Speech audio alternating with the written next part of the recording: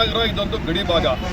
ಇಲ್ಲಿ ಶಿಕ್ಷಣದ ಅವಶ್ಯಕತೆ ಬಹಳಷ್ಟಿದೆ ಮತ್ತು ಇದೊಂದು ಗ್ರಾಮೀಣ ಪ್ರದೇಶಗಳು ಹೆಚ್ಚಿಗೆ ಇರತಕ್ಕಂಥ ಪ್ರದೇಶ. ಇದು ಹಿಂದುಳಿದವರು, ದೀನದಲಿತರು ಮತ್ತು ಅತಿ ಹೆಚ್ಚು ವಿದ್ಯಾರ್ಥಿಗಳನ್ನ ಇತ್ತೀಚಿನ ದಿನಗಳಲ್ಲಿ ಈ ಒಂದು ಭಾಗ ಪಡೆದಿದೆ. ಹಾಗಾಗಿ ಈ ವಿಶ್ವವಿದ್ಯಾಲಯ ಖಂಡಿತವಾಗಿ ಉಳಿಲೇಬೇಕು.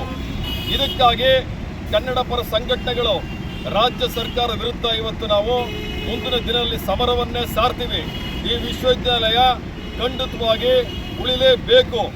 ರಾಜ್ಯ ಸರ್ಕಾರ ಈ ವಿಶ್ವವಿದ್ಯಾಲಯನ ಜೊತೆಗೆ 9 ವಿಶ್ವವಿದ್ಯಾಲಯಗಳನ್ನ ಮುಚ್ಚಕ್ಕೆ ಹೊರಟಿರ್ತಕ್ಕಂಥ ಕ್ರಮವನ್ನು ಖಂಡಿಸಿ ಚಾಮರಾಜನಗರದಲ್ಲಿ ಇವತ್ತು ಕನ್ನಡ ಪರ ಸಂಘಟನೆಗಳು ರಾಷ್ಟ್ರೀಯ ಹೆದ್ದಾರಿಯನ್ನು ತಡೆದು ರಾಜ್ಯ ಸರ್ಕಾರದ ಕ್ರಮವನ್ನು ಖಂಡಿಸಿ ಮತ್ತು ಏನು ವಿಶ್ವವಿದ್ಯಾಲಯ ಮುಚ್ಚಬೇಕು ಅಂತ ಹೊರಟಿದ್ದಾರೆ ಆ ಒಂದು ವಿಚಾರವನ್ನ ವಾಪಸ್ ತಗೋಬೇಕು ಅಂತ ಹೇಳಿ ಒತ್ತಾಯವನ್ನ ಮಾಡ್ತಾ ಇವತ್ತು ಪ್ರತಿಭಟನೆಯನ್ನ ಮಾಡ್ತಾ ಇದೀವಿ.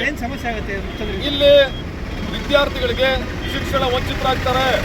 ಇವತ್ತು ಚಾಮರಾಜನಗರ ಜಿಲ್ಲೆಯ ಜನಸಂಖ್ಯೆ ಬಹಳ ದೊಡ್ಡ ಮಟ್ಟದಲ್ಲಿ ಬೆಳೀತಾ ಇದೆ. ಚಾಮರಾಜನಗರ ಇದೊಂದು ಗಡಿ ಭಾಗ, ದಕ್ಷಿಣದ ತುಟ್ಟ ತುದಿ. ಇಲ್ಲಿನ ವಿದ್ಯಾರ್ಥಿಗಳು ಶಿಕ್ಷಣದಿಂದ ಸಂಪೂರ್ಣ ವಂಚಿತರಾಗ್ತಾರೆ.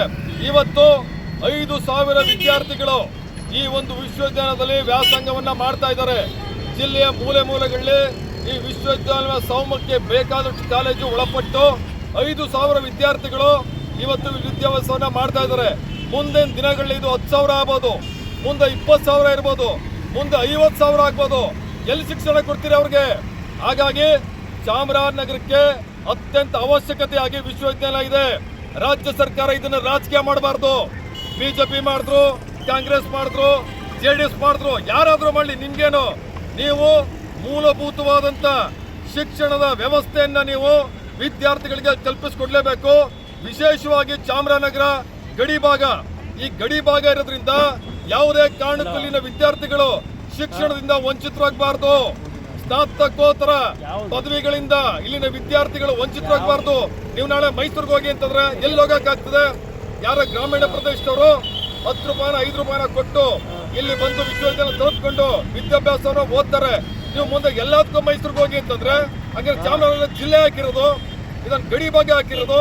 ಹಂಗಾರೆ ಚಾಮರಾಜನಗರದವರು ಶಿಕ್ಷಣ ಪಡೆಯೋದಕ್ಕೆ ನಮ್ಗೆ ಅರ್ಹತೆ ಇಲ್ವಂಗಂದ್ರೆ ಅದಕ್ಕೋಸ್ಕರ ಯಾವುದೇ ಕಾರಣಕ್ಕೂ ಚಾಮರಾಜನಗರ ವಿಶ್ವವಿದ್ಯಾಲಯ ರಾಜ್ಯ ಸರ್ಕಾರ ಯಾವುದೇ ಕಾರಣಕ್ಕೂ ಮುಚ್ಚಬಾರ್ದು. ಇದರ ವಿರುದ್ಧ ಮುಂದಿನ ದಿನಗಳಲ್ಲಿ ಬಹುಶಃ ನನಗನ್ಸುತ್ತೆ ಸಾವಿರಾರು ವಿದ್ಯಾರ್ಥಿಗಳು ಬೀದಿಗಿಳಿತಾರೆ. ಇದನ್ನು ನೀವು ಸೂಕ್ಷ್ಮ ತಿಳ್ಕೋಬೇಡಿ ನೀವು, ಯಾಕಂದ್ರೆ ಶಿಕ್ಷಣ ಬಹಳ ಸೂಕ್ಷ್ಮವಾದಂತ ವಿಚಾರ. ಈ ವಿಚಾರಕ್ಕೆ ರಾಜ್ಯ ಸರ್ಕಾರ ಕೈ ಹಾಕ್ತು ಅಂತಂದ್ರೆ ಮುಂದಿನ ದಿನಗಳಲ್ಲಿ ಇದಕ್ಕೆ ತಕ್ಕ ಬೆಲೆಯನ್ನು ರಾಜ್ಯ ಸರ್ಕಾರ ಪಡಿಬೇಕಾಗ್ತದೆ ಅಂತ ನಾನು ತಿಳಿಸ್ತಾ ಇದ್ದೀನಿ.